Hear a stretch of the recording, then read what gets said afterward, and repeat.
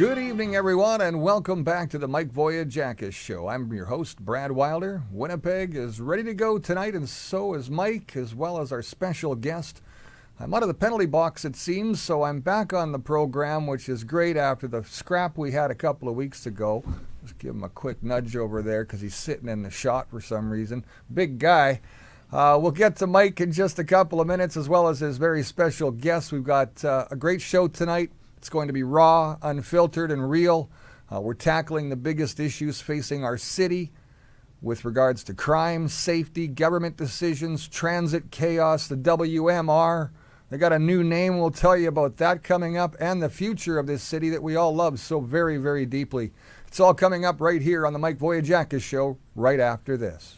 At Santa Lucia Pizza, you know it's all about the sauce.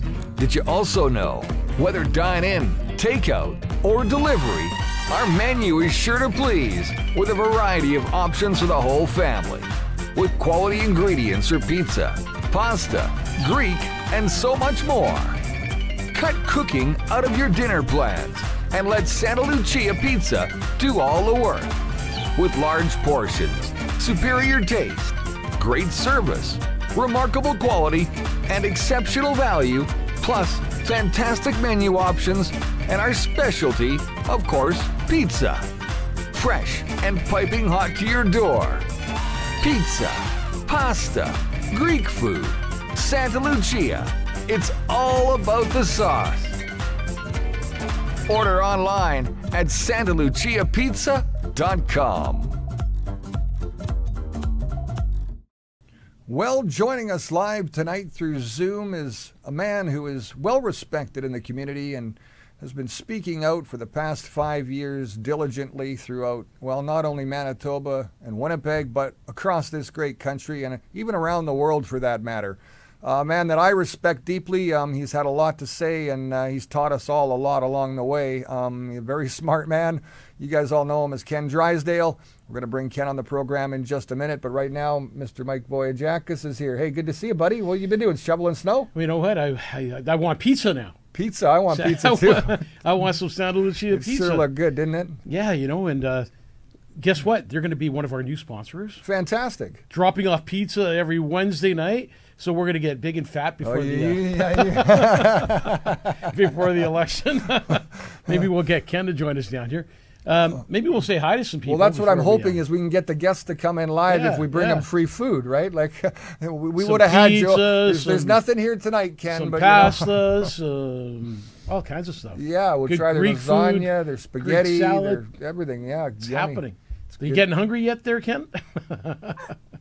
And Gord is number one on the show again tonight. Unbelievable. I don't know how the guy does it. Dan Ross, good evening, everyone. And you could do this one. Kathy who? Kathy Tickle. Hi, everyone. Steve Bage, good evening from the Yukon. What's he doing in the Yukon? I'm not sure, but lucky Steve. Yeah. And then is that in Canada or out of Canada? Who knows? That's in Canada. Terry, hello from southern Alberta. Also, Carrie, hi. Randy Stanton, hi. as well as Michelle Ann Stengel Place. Long one. Carola Bergen-Sawatsky. And my favorite guy, Father Nick. Hey, Father Nick. Yo. Hey, Father Nick. Good to have you on the program tonight. No sound. What do you mean no sound? Do we have sound now? I think we have sound. I hope we have sound. Hit that little... Well, you won't even be able to do that. No, we got sound. Otherwise, everyone would be saying no sound. I would think so, too. Michelle, Probably you might Michelle. want to check your stuff. If you can't hear me saying that, it's not my problem. Everybody else seems to be saying, I want pizza, too. Yeah, see? So she did hear us. Oh, look, she hears us now. Maybe she didn't have her... Maybe. That's what it was. Was it during the pizza commercial? Maybe it was during the pizza commercial. We'll have to check. Yeah. I know you want your stuff back. There you go. I can pass that to you. You're in charge here, pal. Taking away my stuff here. You're in charge. So tonight's show is going to be a really interesting show. A lot of things I've been posting on my Facebook page lately, talking about all the things that are going on in the city. And there's a lot going on in the city, and it's crazy some of the things that are coming up, some of the things the city of Winnipeg is doing. And we're going to talk about that. And that's why Ken is here tonight. Ken's kind of an expert. Hopefully he doesn't run for mayor and knock me out of a job, but... Good to have you on the show, Ken. Thanks for being here. Absolutely, Brad. Tonight we're going to have conversation Winnipeg leaders are scared to have. I wonder why that is. So let's start with the issue on everyone's mind, Mike, crime. Of course, people are scared. Winnipeg feels kind of out of control a little bit. Obviously, there's been an increase in crime, and the numbers actually just came out, and they're staggering, to say the least, as to where we're at. And maybe Ken can elaborate on some of those numbers as we go to tonight. Well, crime isn't rising. It's exploding. That's a better way to put it. People have been attacked in parking lots, in stores, on their way to work. For my family, it was a headline as my brother was murdered in the city of Winnipeg. Someone who should have never been set free murdered my brother. The system let us down, and the system is letting a lot of people down. That system is the catch and release from the law courts right here in the city of Winnipeg.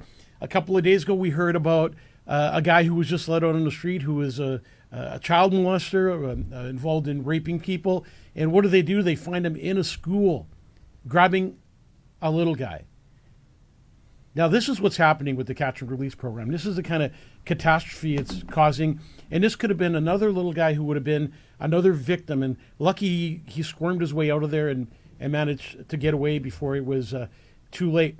And then, of course, a gentleman who just murdered, a person who just murdered 3 women back on the streets again. So you murder 3 people and the courts allow you back on the street. What's wrong with that picture, Ken?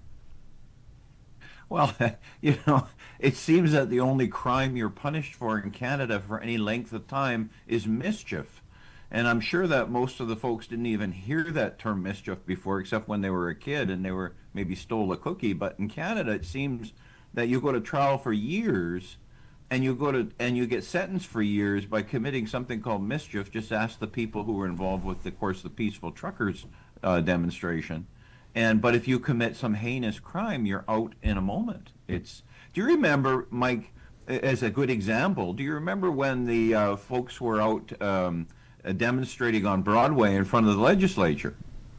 And this maniac came through with his Jeep and ran, if my memory serves, ran 4 people over with his Jeep. And that guy was out. They chased him, they caught him, and he was in lockup for a day or 2, and he was out the following Monday. Now, my understanding is he's no longer with us, and I don't know what that was all about. But it's an example of, you commit a crime against the citizenry, and there's almost no penalty. And if you create some kind of a dissension against the government or you protest, then the entire weight of the judiciary comes upon you. So it's an upside down system. Well, we know it's not random. This is a result of a broken system. No doubt about it. Ken, you've watched these trends across the country. What are you seeing out there? Well, it's scary, and it's very similar across the country. On the Manitoba Stronger Together Zoom call last night, we had 2 correctional officers, youth correctional officers from Alberta who were on, and they were telling us about what's going on in those facilities, what they're seeing as far as these youth offenders are, the violence that is increasing, the impotence of our system, impotent in that there's no help for these kids. There's no, the underlying cause is either mental illness or addiction in most cases, and there's almost no programs that address that fundamental issue. And then you have the whole issue of, as you were talking about, catch and release.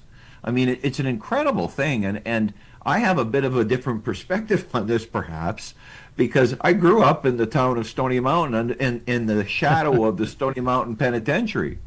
And when I was a child, and of course my grandfather was always threatening me I was going to end up in that house on the hill whenever he was mad at me. But, in those days at the Stony Mountain Penitentiary, they had a commercial dairy, they had commercial farms, they had a quarry, they had shops, they manufactured stuff, and so they were trying to rehabilitate the people that were in there. It's a bad thing they were in there, but they were trying to rehabilitate them, get them into a habit of going to work, learn a trade.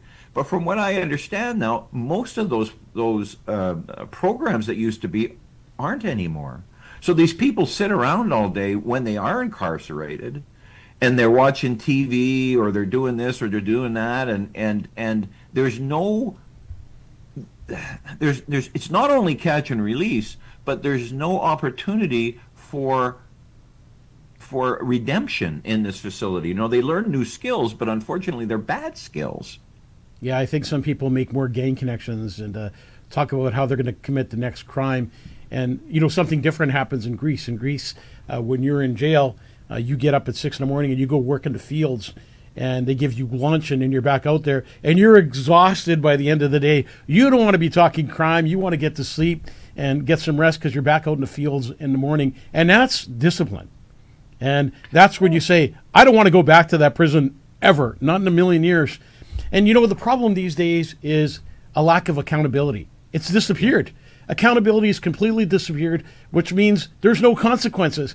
So, you know, if you're a young guy who's committed a crime and you get arrested and then you go to the court system and then they allow you back on the street before the ink's even dry on the paper, Yep. no accountability. And why wouldn't you do it again the next day? Because the chances of standing in front of a judge are one time and then maybe 2 years after that because the courts are so backed up. So the accountability is just not there. It's disappeared, and it means crime is on the rise even more. And I believe myself personally, the catch and release has caused the chaos on our streets that's there right now. Because if there was consequences, these people would be locked up. They'd be put through programs. They'd be made to work in jail. They'd have to go through a system before they're released. And even a person who has raped a child, for example, or even a woman of any age, some of these people don't even take the courses. They're in jail, they're in custody, and they refuse to be part of the solution. And then they're allowed still back in the streets. I think it's unacceptable. If you don't take the courses, you're a danger to society, and you shouldn't be allowed back in the streets, period. That's my opinion. Yeah, you're right. And you know, the sentence shouldn't just reflect a punishment. It should reflect the period of time it would take to rehabilitate somebody. That's right. So, you know, there's no point in locking somebody up for 72 hours when they've got a drug habit. They're addicted to whatever, heroin, cocaine. You've got to sentence them to a period of time and get them into a program so that when they come out, there's a chance that they're going to become a productive citizen. And that's not happening now. You know, you've got early release.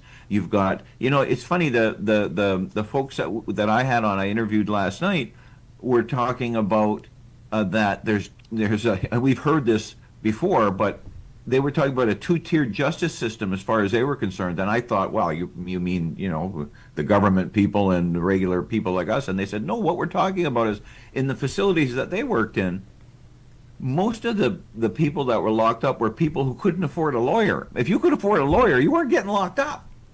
And they were also saying that even the using of public defenders, there's a limit to that, so that runs out and you end up in jail. So, you know, the folks that parents had money or they've got money or somebody's got money, they avoid that system altogether. And how about this? So as you're waiting for your trial to come up, every day you're in jail, you get 1.5 day credit. So by the time you actually get to court, you're going to get released. You could have served 3 years. You could have served 3 years. Like my brother's killer, for example, has been in jail for almost 2 years now, being held at Headley Correctional Which accounts Center. for 3.5. So he when gets 5, he's only going in for 1.5. Yeah. So what are the consequences? There we go again. So I mean, if your trial takes 2 years, too bad. That's 2 years of dead time. Your problem. You committed the crime. Sit there and suck it up. Maybe take a course or two to try and come out a real human being when you do get out. You know, Ken, we call it a catch and release program here in Winnipeg. There's, you know, obviously a revolving door is another term we love to hear spinning round and round. But let's talk about something that brings us to another place, which is the ideology of all of this. This stems from a liberal ideology, and it really brings in liberal judges. We've seen what's happened in the States with regards to Donald Trump and what he's brought into the Supreme Court down there. Again, a more conservative aspect of things starting to change versus a democratic and you know, or Republican for that matter. But the balance there seems to be weighed in the ideology favors. Would you agree on that? Oh, absolutely. I've talked to judges and I've talked to police officers, and there's fundamental differences between the United States and Canada when it comes to the Constitution and the justice system.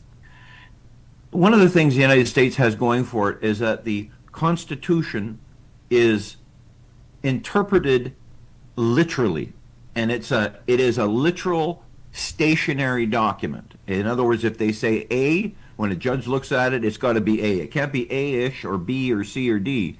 In Canada, the judges interpret the Charter and the Constitution as a living document. And so you see creep in this thing all the time. You see creep about your rights. You see creep about crime and punishment. You see creep in all of the different areas. And that results in exactly what you're talking about, these insane sentences, these early releases. And let's just not limit us to talking about criminal crime, but let's talk about an even larger one, because these are human principles. When I think about what happens to you or I if we're speeding on the highway and the RCMP pull us over, well, what's the first thing that happens now with the RCMP? So I'm speeding. Okay, I did something wrong. In 10 seconds, you got a ticket in your hand. You know it's going to cost you $500. Oh, by the way, they give you a breathalyzer now. Now, that's a violation of constitutional rights. But let's put that aside for a minute. Let's consider the impact on Canada of Ken Drysdale going 110 kilometers an hour down the highway in a 100-kilometer-an-hour zone. Ken's got a punishment, $500, blah blah blah blah. But what happens when the federal government violates the highest law in the land, which they did? They violated the Constitution, people's constitutional rights. They lost in federal court, so they were convicted of violating the highest law in the land. Who went to jail? Who paid a fine? Who got stood in the corner with a pointy hat on? They didn't even do that. So I want people to remember that when we're talking about, crime on the streets, we also need to consider that's rot right through the system, and you have crime and you have rot in our justice system right to the highest level. And there's no accountability in either of those. Yeah, I agree. I agree too, 100%. Yeah. I want Brad, read something from Christine here. She worked in corrections, so this is an interesting comment. And I know Christine's husband very well, Oh, do actually. you? We played hockey together back in Stonewall many played years hockey? ago. Yeah, no, never. I'll show you my equipment one day, and you'll see how much hockey I've played with the holes that are in it. I think I smell your equipment. There you go. in that room. So Christine says, honestly, I worked in federal corrections 25 plus years ago. Inmates couldn't be forced into programming even then, and those who did participate did because, well, they got free coffee and free cookies. Maybe even smokes back then. But very, very little rehabilitation takes place. Prisons are crime schools that churn out worse and savvier criminals. And she's not wrong. And then we've heard that from many a person that has worked in the correctional system. I know Wayne Sturby, for example, used to say that all the time. Yeah, I mean, I agree. It's criminals get together and talk about how they're going to rob more people, commit more crimes, join gangs, do how the they're things how that they're they not do. how they're not being held accountable, basically. But we keep arresting the same offenders, Mike, dozens of times, and the courts, it's a revolving door. Police are trying to, getting their boots every morning, knowing that people they arrest today and yesterday will be released again today or tomorrow. So, Ken, why has this become normal? Like, what's going on there? In my opinion, it's a sickness that's infested our entire society. Your viewer there talked about when she was in corrections going back 25 years, and they didn't even have to go on programs then. Well, when I was a child, this might come as a surprise, but that was longer ago than 25 years. We're talking about 50, 55 years ago, something like that. And when you went into the facility, they didn't ask you, do you want to take basket weaving or something? They would say to you, we've got these positions. You need to pick one. You're either going to work in a dairy, you're going to work on a tractor, you're going to work on the quarry, you're going to be a mechanic. And there wasn't any choice. But this ideology crept into that system, and it's crept into all of our institutions. And you can't force them to do this. You can't make them go to work. Well, gee, I had to go to work every day for 50 years. I didn't want to get up in the middle of the night and get on an airplane and fly up to Timbuktu and freeze myself to death and do something, but I had to do it. But somehow, if you're in our correctional system, somehow if you violated our laws, they can't make you go to work. But everyday Canadians have to go to work. And while this happens, families live in fear. Criminals enjoy freedom. It's backwards. And I saw that in the courtroom the other day, where, the guy who was on trial had everyone's attention in the courtroom when he didn't want to do something, when he walked in and swore at everybody and caused a chaos in the courtroom. This is a murderer who's causing trouble. We got asked to leave the courtroom. Well, he got his time to calm down and, find his tone and be better for the judge. And that's just so wrong. And how they treat these guys is just incredible. Instead of treating them like hardcore criminals, they do the opposite. And to me, that was upsetting to see. Well, I'm all for rehabilitation. I remember a couple of years I designed prisons in my career, right? So that would mean I would get together with the inmates, I'd get together with the guards, I'd get together with administration, would figure out how they wanted to run the facility, what our risks were, and when we designed these facilities, extremely complex. And I remember I was designing this one. It was actually probably the most advanced facility in Canada at the time. And I was at a barbecue, believe it or not, and a minister came up to me. And he asked me, "Ken, what are you doing?" And I talked about this prison and all the cool things we had in it and chances for education, rehabilitation. And he got mad at me, and he said, "They're criminals. You should just keep them in there, and you should just..." And I said, "Listen, if we live in a society where you're going to lock people up and you're going to lock them up forever and never let them out, sure, go ahead. But if you're going to let them out someday, you better not be poking them with a stick every day. It's like putting a dog in a cage. If you keep poking it with a stick, you better not let it out." And unfortunately, that's some of the things we're doing. And it's not just the lack of programs, it's also the inputs. So you have these people incarcerated, and what are you feeding them? Government crap. The French fries and hamburgers and grease and sugar and crap, and that's how you reward them with what's it called, the used to call it tuck. I don't know what they call it now. But so they're watching TV all day because there's no other programs, or they don't want to be in programs. So you're inputting crap into them, both physically and mentally, and they're deteriorating. They're getting worse. If you could get proper food, even proper food into them. And that's what used to happen in the facilities when I was a young boy. They actually grew their own darn food, and they butchered their own darn cattle, and they were self-sufficient. But now, so it's a terrible situation, and it actually even leads you into the education system, because we're doing the same thing there. Go into a school cafeteria and it's full of Coke machines and French fries and stuff. Really? We can't do better than that. And again, these individuals have to be welcoming of that system, Ken. They have to actually say that they'll participate, and that's the real tough part. Well, look at Doug Stevens says at Miller Ridge, inmates cried when they had to wear orange scrubs. Bob Barker shoes. Yeah, they stated that they felt different. Yeah, that's right. They got the same clothes they have in the range. So they're making special amendments to things along the way, much like they're trying to change the definitions in the dictionary along the way, as we know. So this gets very confusing for a lot of people along the way. And the justice system is the part, though, that we need to basically, as Canadians, stay in control of and make sure that we look after, because without that, there will never be any accountability, and that's something that I think we all are starting to really want and demand. You know what, Ken, I think, and this is a true fact, people need to realize that the people have the power. And, Canada is the only place that you don't see hundreds and thousands, millions of people on the streets protesting and making their point. You go to European countries and they're by the millions on the street, and they get their way after they're done. And Canadians just don't do that. Why? Why do Canadians sit back and allow this to happen, allow Carney to do what he's doing to our Canadians right across the country, how immigration is killing Canadians' lives, and we're sitting here allowing it to happen. We do nothing about it but sit and complain. Well, and I've thought about that a lot. As a matter of fact, I can't say in public what I was doing this afternoon, but I was on an interview, and the person interviewing me asked me what I thought the biggest the biggest or most important crisis in Canada is right now. And what I said was, it's apathy.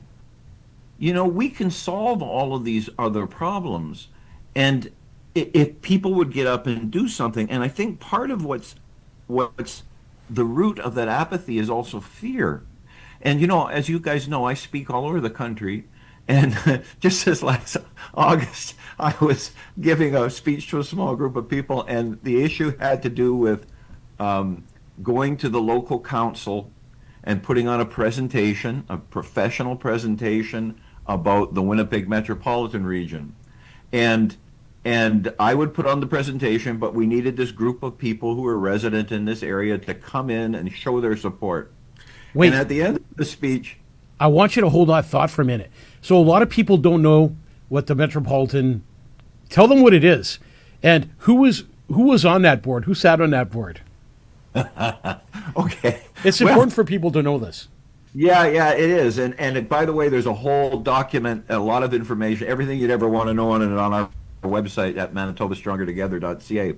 But so the Winnipeg metropolitan region was the brain trust of, believe it or not, the PC government. And what they did was they combined 18 municipalities, including the city of Winnipeg. So the city of Winnipeg plus 17 rural municipalities, they combined them in this thing that they called the Winnipeg metropolitan region. The sales pitch that was given was that, they'll cooperate together and there'll be efficiencies, they'll be able to buy stuff, they'll be able to talk to each other, that kind of thing. What happened was, over the years, is that it culminated in a plan that addressed every single thing, ideological issue in the World Health Organization and the UN.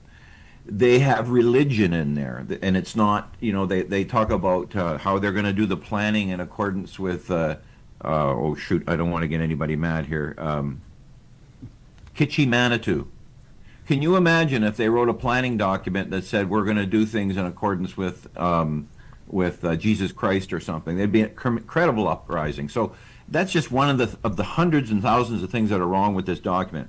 But in addition to that, and remember, this is supposed to be planning. So where can a hospital go? Where do roads go? How do we clear snow? That kind of thing.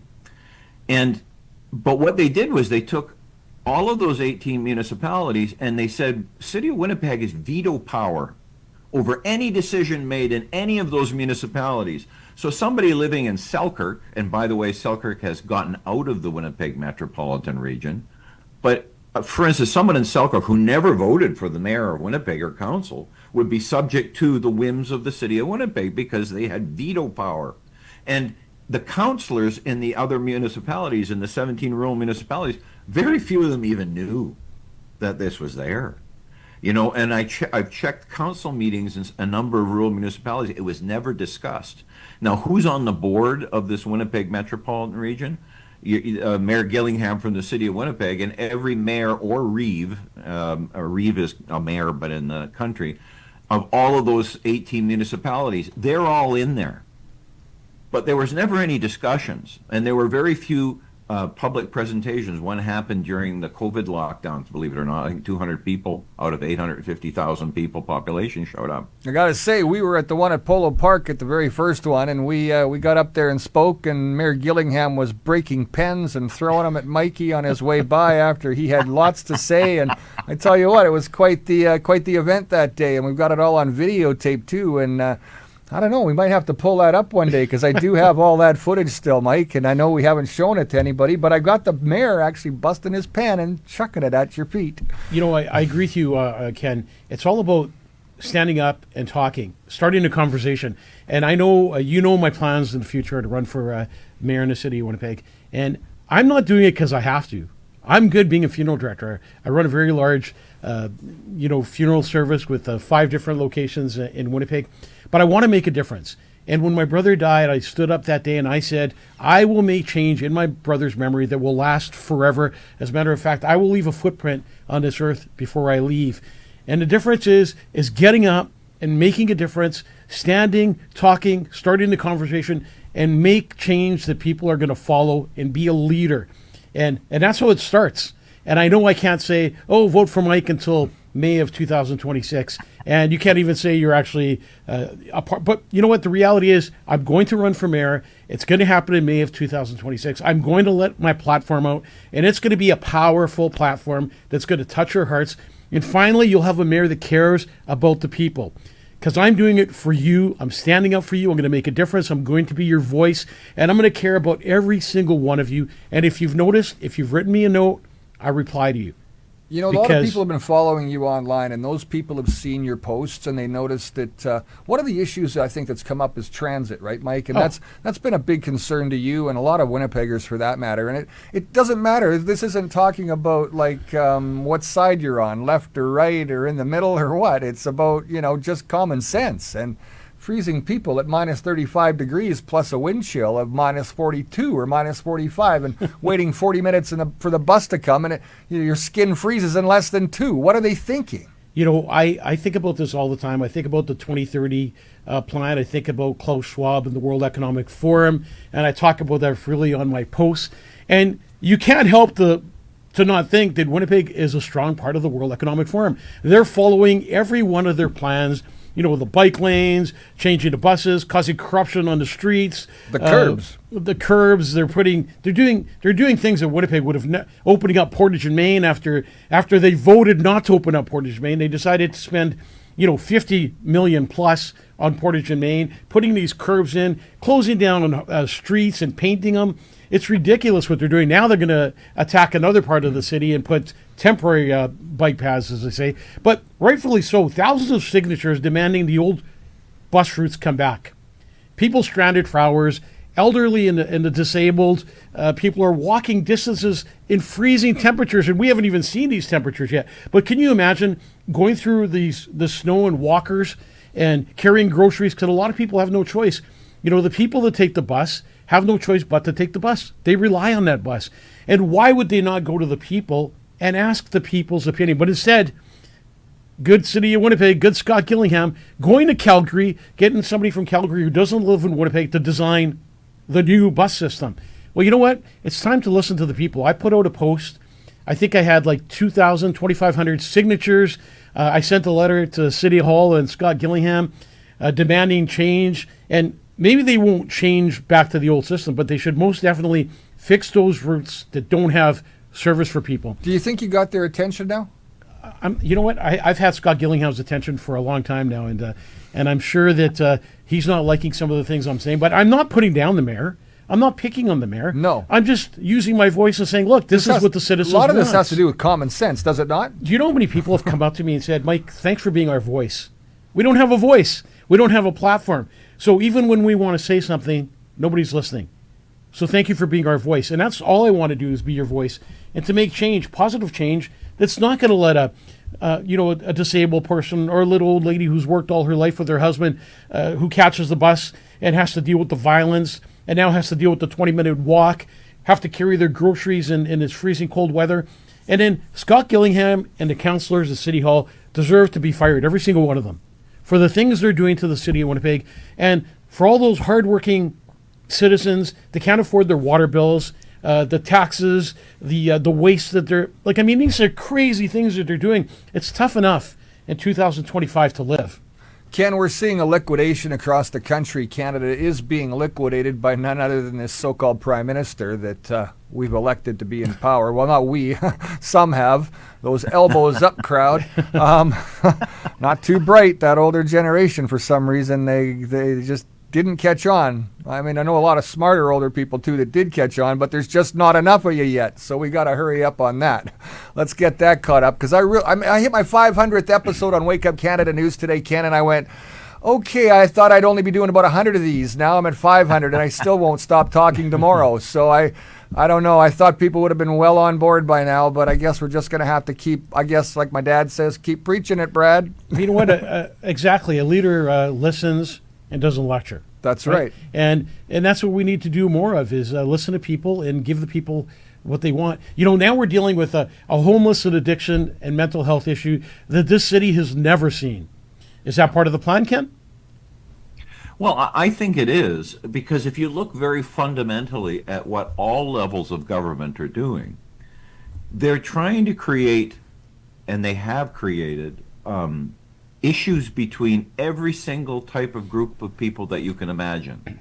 They're trying to pit the Aboriginals against the rest of Canada. They're trying to pit women against men, children against children, school against school, religion against religion. Like every single kind of difference that they can identify, they're trying to agitate that.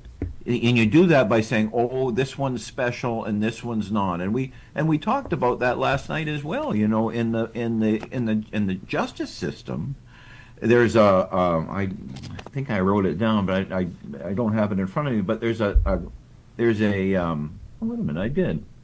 The Gludo report, which says if you're an Aboriginal person and you be arrested and you're being considered for sentencing, that they have to consider all the trauma in your life.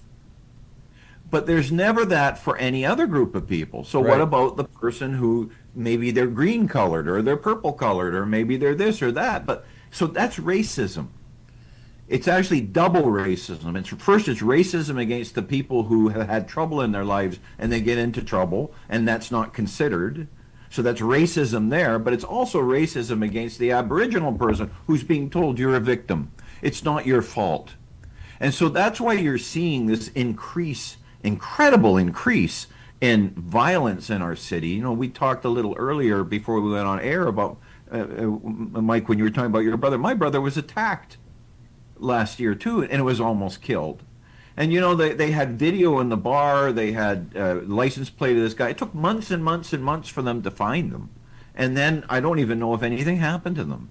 You know, he wouldn't appreciate me saying he's an elderly man, but he's in and around my age. So. But you know, that level of violence is because of this spinning of getting different groups of people against each other. And it's not folks like us. You know, it's organizational. It's the CBC. It's our government. It's our institutions who are this person's special, that person's special. And they start to believe they are, and they start to resent the other, if you know what I mean by the other. Yep. And so the violence increases, and that's predictable. That's absolutely predictable. Governments have done that for years and years and years. It's well documented. So this isn't a mystery as to why this is happening. You could argue that, is it planned? Personally, I think it is, or is it just the incredible level of incompetence? I'm not sure. You know, the thing is, when you have a drug problem in the city and a mental health issue, you got problems. Because people who are struggling, who are homeless, will do anything it takes to put food in their belly, and you can't blame them, or to be somewhere warm. And those people who are addicted to drugs, or alcohol, just addictions in general, those people are dangerous. They'll break into your house. They'll rob you. They'll beat you. They'll do what it takes. And this is what's happening in our streets. We have a drug problem, a fentanyl problem that's completely out of control. We have a mental health issue that's beyond fixing at this point. And then we have a homeless issue. So you put all these three things together, and you're going to have crime in neighborhoods. People are going to get stabbed. People are going to get shot. Homes are going to be broken into. And now the new thing is, they don't just break in your house. They kick down your door when you're sitting there watching TV with your family, and they get in and get down and dirty with you. And that's really scary what's happening in the city. And if we don't take care of these main issues, which I'm going to address in May, the drugs, the mental health, and the homeless population, you just can't lock up people that are homeless. You need housing. And if you don't have housing to put these people, we have problems. In May, I'm going to put out a plan. Well, you call it, what he really means, not necessarily housing. We want to get them into facilities, but that facility needs to be a housing facility that has special care involved, Yeah, and absolutely. the treatment that goes along with that. Not only the mental health, but the drug addiction. All of this can be turned around with the right facilities. The Bruce Oak Foundation, started up a facility here in Winnipeg, and that does that kind of treatment. And this, every city across this country needs more of that. Listen. And you could put $100 billion into, a bunch of crap. But the reality is, if we could start building those with that money, we'd see results and population change. Do you want to see a proven plan? I'm going to show you where a proven plan is. I shouldn't even be saying this on the show tonight because this is part of my plan. But look at Dallas. Dallas has cleaned up homelessness, 100%. crimes have dropped in neighborhoods by 40 or 50%. They have a perfect system in place that's worked. They have a blueprint that any city, any province, any country could follow. Have you seen it, Ken? No, I haven't. It is an incredible system they put together. Dallas was one of the most dangerous cities, and they've completely there's no more homelessness in Dallas, and they're proud of it. And that's one of the plans that I'm going to put in place. The plan that Dallas had put in place, and that plan is incredible. It works. Like I said, it's a blueprint. Well, when now this goes beyond our discussion about the city and the province, but when the federal government's bringing in 1.2 million new people every year, then you start to ask yourself, well, why is our healthcare system failing? Why is our transit system failing? Why is there no housing? Why is this? Where's the crime come from? 1.2 million people a year when we're only a country of 41 million plus or minus people? That's insane, absolutely insane. And so, in all these levels of government, though, seem to be kind of in sync with this stuff. And before I leave this, because I know you guys are itching to talk about some other stuff, but there was an interesting thing I discovered in the Winnipeg Metropolitan Region's Plan 2050. I don't remember what page it's on, but they're projecting the population growth in that metropolitan region. Remember, that's Winnipeg and 17 surrounding municipalities. And if you look at the population increase and where they think population's coming from in the future, something really interesting comes out, and that is the highest immigration into Manitoba happened during the lockdowns. Can you imagine that? It's in the Plan 2050. You can see it. Yep. So wait a minute. We were locked down. People were losing their jobs. Old people were dying miserably in old folks' homes. And Manitoba was importing the highest number of immigrants in the last 60 years during the lockdowns. And it's not over. And it's not over. Yeah. No, it's not. But one of the roots to this problem, and again, where are we going with this? It's all government led. Government's bringing in all these people. The government's sending money to this thing and that thing. And I'm sure you guys saw the announcement that came out a week or so ago where I can't remember what the number was. It was like the federal government had spent like $3 million to support lesbian farmers in Nigeria. I think it was. That's right. That's right. Yeah. I'm not making that up. So how do you touch that? $3 million to support Canadians would have gone a long way, especially the $100 billion lie that Carney keeps preaching with that budget that he just passed as well. So I want to talk about something else while we're on this topic. It's right off what we were going to do, but maybe we could have you on again next weekend where we could finish off this thing because there was a lot to talk about. And anyways, I want to talk about two things. Tomorrow is the start of the 72-hour detox center, which myself personally I think is a joke. And we want to bring somebody on the show who's going to come on the show and tell you that 72-hour detox does not work. You take somebody off and I also want to talk about the safe consumption site that they're going to open up. I think that's happening tomorrow too. So Brad, let's talk about your opinion. Let's talk about Ken's opinion. So let's come on down, get wrecked this afternoon. I'll have you at the rehab center by 10 o'clock tonight. You'll be given Narcan if you have any problems along the way. And by, Wednesday, Thursday, Friday, Saturday, we'll say by Saturday night, you're probably getting out and you're going to be jonesing for the next hit. You're going to be searching for money that you don't have, and you're going to be stressed right out to the max. And what are you going to do? You're probably going to go commit one of the heinous crimes that continues to happen in this city. They have no business putting that 72-hour policy in place. The mayor, the city council, the premier, all of them are making a big time mistake. But and it's going to affect Winnipeggers in a way that they've never seen or felt before. And watch the break-ins take place and the violence in the city explode when this happens, and it will. Well, the first thing they do, you're going to kick your door in and say, do you have any money and do you have any drugs? We want your drugs and you want your money. We don't care about anything else. And that's going to be the hit that they're looking for. They'll probably sit down at your kitchen table or on your couch and do it right there before they ever leave. And by then, you could be dead. Al Bueller, be good in the comment section, buddy. He is actually. That's kind of mild for Al Bueller tonight. But the thing is this is how insane this is.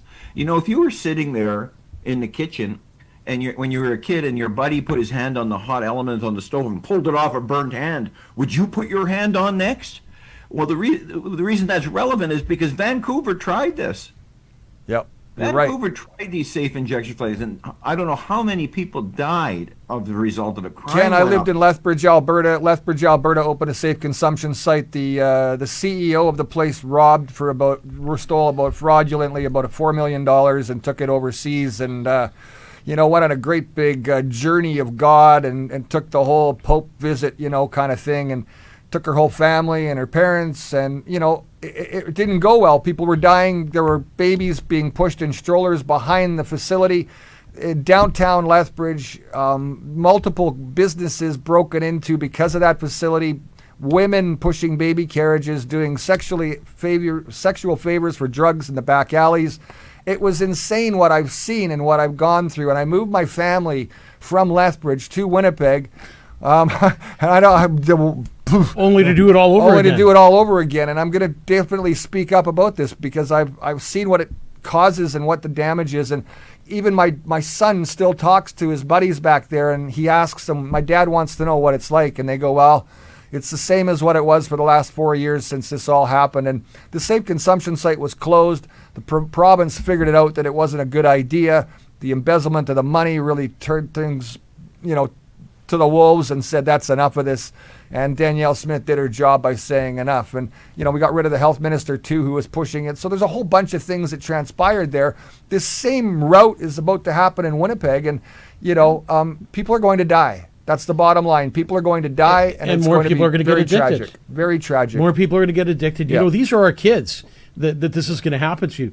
And when do we stand up and say no to this? They just do it. And then if you say anything to the premier, he gets all crazy, upset, and wants to fight everyone. Well, I mean, it is with a smile. With a smile. It is an interesting provincial government, isn't it? Oh, it is. You have a minister of families who doesn't live in the riding that she got elected in.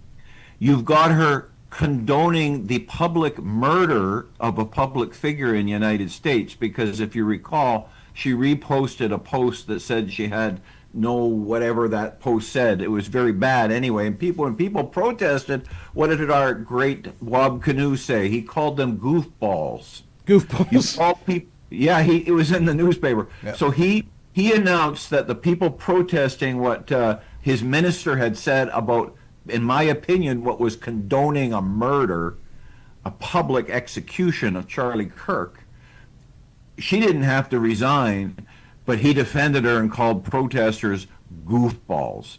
So that's what you're dealing with on Broadway. And think about that's the premier of Manitoba, calling people goofballs. That's a good way to teach our younger generation on how to speak to people when you're a leader.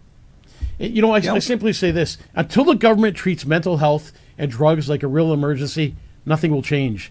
We need treatment centers. We need to get these people help. We just can't give them more drugs. We can't treatment centers, places where they can get well, rehab centers, places where they can get rehabilitated, instead of putting them back out in the street and giving them more of what they want. It's ridiculous. Yeah. I can't believe this is happening. Barb Vidge had something to say. Just scroll up for a second. Barb Vidge had a really good comment, and it's kind of funny because I tell you what, she's not wrong. Hey, just create a drunk driving lane, so the drunk drivers can drive in the drunk driving lane. And how about a lane when you're stoned? Yeah, that's right. They're doing bike lanes. Stay in the same lane. Stay in your same lane, so we know what you're doing. Sometimes you have to wonder that if that's not what's going on down there on Main Street, because think about this. I don't know how much money was spent, but oh gosh, that road that goes. My mind just went blank. But when you come up Marion and it splits and you're heading towards downtown, they spent Goulet? I don't know how much. Goulet. They spent I don't know how much money there reducing the lanes. Yep. So now there's only 2 lanes there, Two and then lanes. they've got a big curb, and they have a bicycle trail. Now, let's be honest with each other. I'm a cyclist. How many months of the year do bicycle riders be on that thing? It's 2 gotta at be max, 3 possibly, but 2 for sure. You guys heard what they're doing to Wellington Crescent, right? Wellington Crescent, they're going to do that there too. More bike lanes. We don't need any more bike lanes. It has a bike lane right down the center of the boulevard in the middle of the road. I mean, it's the richest houses in Winnipeg, and you're going to build a bike lane in there? Is that for those richest to ride their bikes instead of driving their Mercedes? I remember when I was young. What a bunch of morons. I remember when I was young. We all remember when we were young. We rode our bikes. Yeah. And there was no issues. And all of a sudden now we need bike lanes. Well, we didn't have bike lanes when we were young, and there was probably less accidents that there is on these bike lanes that are coming in and out of. You're out of traffic, then you're in traffic. Closing down streets, painting streets. I was by Hargrave today. I stopped by there near the True North Center, and they have this painted street all closed down and nobody on it. For what? But what they've done is cause a delay with the buses and everything else that they've done. You know what, Gillingham? Grow up. Like, this isn't, our streets aren't playgrounds. What are you going to do? Put swings and a slide on there next? Like you said, in the wintertime, nobody's outside cycling. What a great place to have a protest. Jeez. It's even more insane than that, because if you read their Plan 2050, which of course Mayor Gillingham supported because he voted for it, being on a board of the Winnipeg Metropolitan, if you read that, in Winnipeg, and actually even where I live out in the middle of nowhere, the citizens are supposed to, 50% of every citizen's trips are supposed to be what they call active trips. In other words, you go somewhere, it's going to be an active trip. What's an active trip? It's walking, cycling, pogo stick jumping, rollerblading, something like that. So they want 50% of your year's trips to be that kind of a trip, right? They voted for that. That's what they want. How the hell does that work in January when you've got 6 months of the year which is below zero, when you've got snow on the ground? So doesn't that mean that if you have to have 50%, that all your summertime trips, none of them can be in a car? You're going to have to walk to Polo Park to go get your whatever, or walk to Safeways, or God knows if you got to go see grandma, because you can't do it. But this is the kind of insanity that these people are pushing. And the problem is that most citizens don't know. Yeah, that's right. They don't. You know what? I have another, just a thought, because I saw it on the screen, and I've been thinking this. So if you drive your car, you need insurance to drive your car. Otherwise, you can't be on the roads, because MPI says you need to be an insurance, auto before you get on the road. How about bikes? So we're building all these bike lanes that are costing taxpayers money, but they could be on these bike lanes. No, don't give them more ideas. No, I'm just saying, why do they get this free? Oh, everybody's got to have a license now to ride their bicycle. I mean, that's next. Come on. You see it coming. Listen. I've got another great one for you. Didn't they always tell you that a great part of the tax on your gasoline was to repair the roads, the curbs, and all that kind of crap, right? That's why they were putting it on, because what about electric vehicles? How come they're not paying their share of the road maintenance? That's right. So all those people, and they're pushing electric cars. So if everybody goes electric car, who's paying for the road maintenance when nobody's buying gasoline anymore? That's correct. There's a whole bunch of things when we stop using gasoline and oil and that whole fossil fuels thing. We're going to be in a lot of trouble as a society. Did you see that car stuck in the highway in the snowstorm? The electric car? Burning? Completely blocking all the traffic because it ran out of...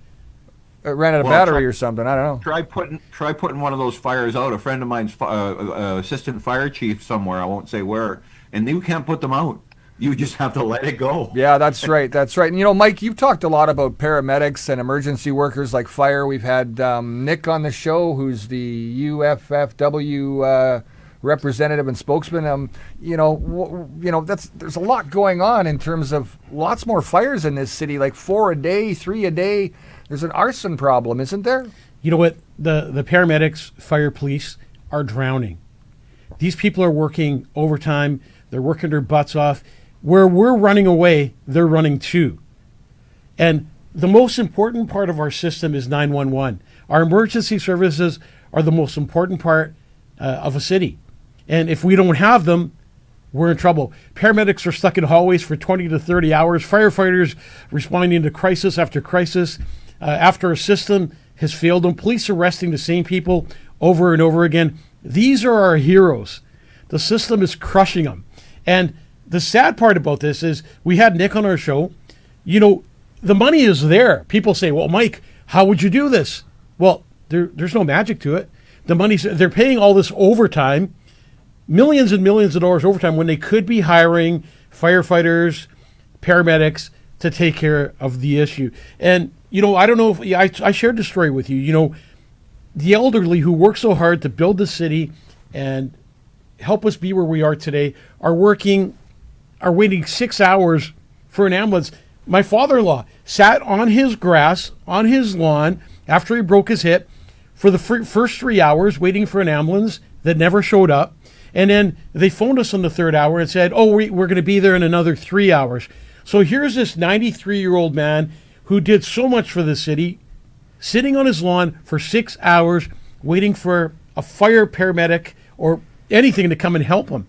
6 hours later, he finally gets taken off his yard. He's embarrassed. He's insulted.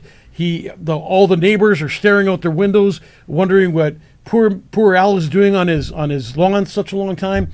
And they finally get him in, no apology. They didn't send anyone out to even make sure that the guy's okay, check his pulse, do anything. And then they said, do not give this gentleman any water or any food. So here he is, 6 hours dehydrated on his lawn. These are our elderly. This is how they're being treated. 911 calls are being put on hold. You phone emergency, and if you're phoning emergency, it's an emergency. You're calling because either somebody stabbed, somebody got shot by a car, somebody's having a heart attack, a stroke. You phone because you need help, and you're put on hold.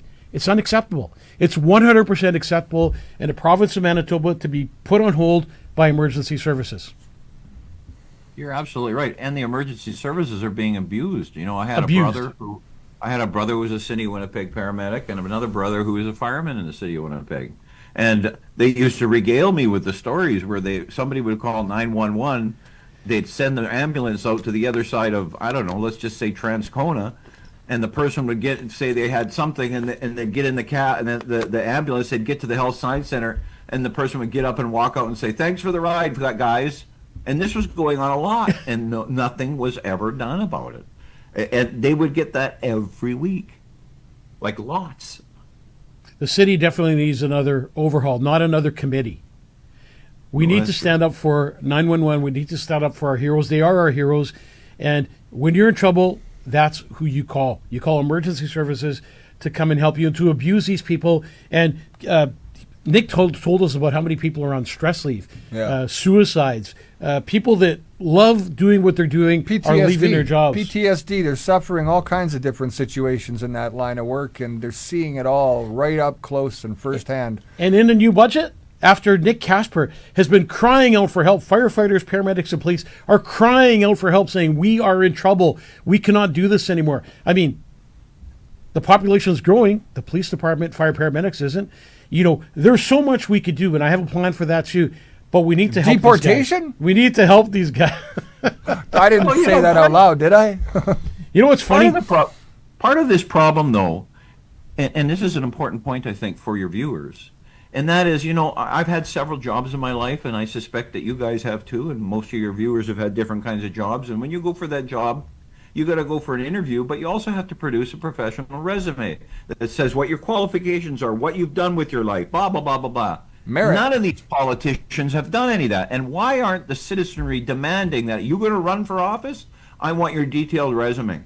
When that person made those terrible comments about the assassination of Mr. Kirk, I went to try to find out what their resume was and their professional qualifications. And you can't find out. I asked the internet to give me information. Nobody knows.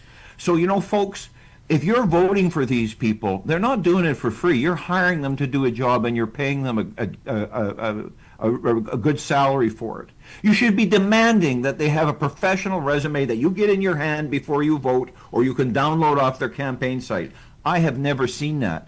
But if you start to demand that, and you see somebody who's gone, their university career was 16th century Parisian clay pottery, maybe you don't want to vote them to be your police chief or your mayor.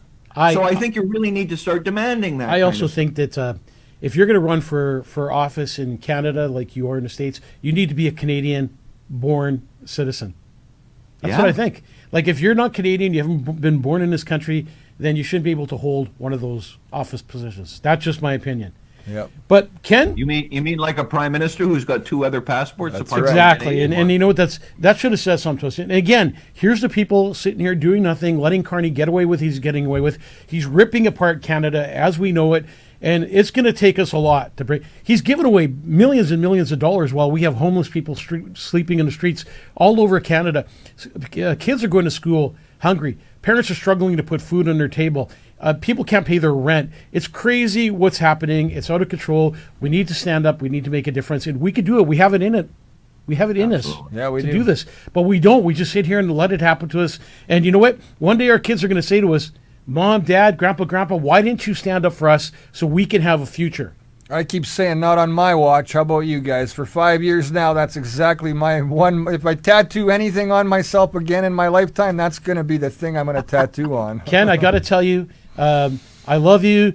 I'm glad you're on my side and not against me. It's Yeah, he's a smart guy. Eh? You know, when I first met Ken, I went through his credentials, and boy, I was astounded at what he has done. Well, Ken, thank you for being on the show tonight. Thank you for taking time to do this with us. And for everyone watching, please like, share, and follow the show. We only got through a quarter of what we wanted to talk about Yeah, today. that's right. There was so much to talk about, and maybe Ken will come back next week. Maybe we can Who put him right knows? here in between Yeah, us. maybe right you in can the come and middle. join us right on the show, Ken, next Yeah. week. That'd be a fun thing. Well, maybe we need to each have this is one of those kinds of conversations that I think people would relate to better if we each had like a beer in front of us. Yeah, we're- we're we're- going to have we're- Santa Lucia pizza next week. I mean, Pizza, and we'll get I'll bring the beer. Don't worry about it. It'll be fine. so if you'd be kind enough to join us next week, we'd love to have you again. And Al and I'm sure the Bueller viewers- just thought he got an invite too. I'm sure he heard beer. But please like, Let's share, talk and about follow the that. show. God bless you and your families. Thank you for watching another edition of the Mike Vogiatzakis Show. Take care of yourselves and each other. Ken, thank you. Brad, thank you. You're welcome. Good night, everybody. Good night, everybody. At Santa Lucia Pizza, you know it's all about the sauce. Did you also know, whether dine-in, takeout, or delivery, our menu is sure to please with a variety of options for the whole family. With quality ingredients for pizza, pasta, Greek, and so much more. Cut cooking out of your dinner plans and let Santa Lucia Pizza do all the work. With large portions, superior taste, great service, remarkable quality, and exceptional value, plus fantastic menu options, and our specialty, of course, pizza. Fresh and piping hot to your door. Pizza, pasta, Greek food, Santa Lucia. It's all about the sauce. Order online at santaluciapizza.com.